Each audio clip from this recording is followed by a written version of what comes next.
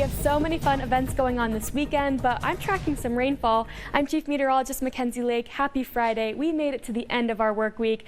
Perfect day on tap for the Santa Barbara Fair to kick off. It's just kind of the calm before the storm. So take a look at our temperatures. We're back up into the 60s here today and seeing a mixture of some sun and clouds by the evening. So winds will be strong enough to actually clear out skies for most areas, most beaches. Heading into the evening hours, I have some partly cloudy to mostly clear icons out there.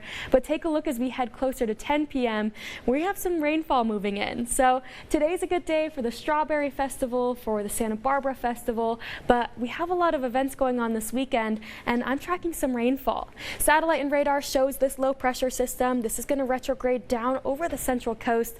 It's bringing in unseasonably cool air and a lot of activity rain-wise. So here's a look at future track radar. You can see as far as 11:30 today, just a hodgepodge of some sun and clouds out there, maybe some misting and drizzle outside of our coverage zone.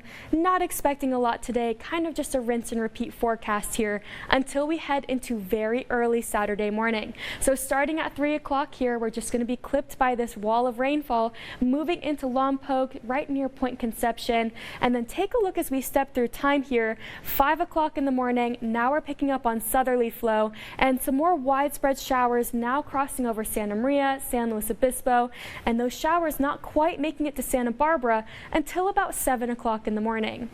So this is going to be a nice light and stratiform set of rainfall moving through. But take a look here. We are still picking up on some areas with yellows embedded. What we know with yellows in this color coding region here, well, that's going to be some heavier rainfall, more moderate rain moving through the coverage zone. But as far as these storm systems, 8 o'clock in the morning now passing through Ventura County. And by noon, you can see the storm system or the bulk of the rainfall. It's actually moved out of the coverage zone. So as we continue to step through time here, we'll pick up on some more spottier showers, but I think it's going to be a relatively fast-moving storm system starting as early as 3 o'clock in the morning, only lasting through about 8 o'clock in the morning. And then you can see as far as sky coverage heading into Sunday, well, we're going to clear out nicely and we're actually going to warm up nicely as well. So I think it looks a little bit more menacing of a storm system than it really is. We'll again have some lighter to moderate amounts of showers passing through the coverage zone. And as far as rainfall amounts, we're just going to get about a half an inch here in Santa Barbara, closer to a quarter of an inch in San Luis Obispo and Ventura County, and inland areas just getting a little bit of rainfall there as well. So we'll take all the rain we can get. We're still in severe drought for this time in April. One last little spring shower here before a nice warming trend heading into our weekend and into next week, welcoming the month of May with sunny skies and warmer than average temperatures.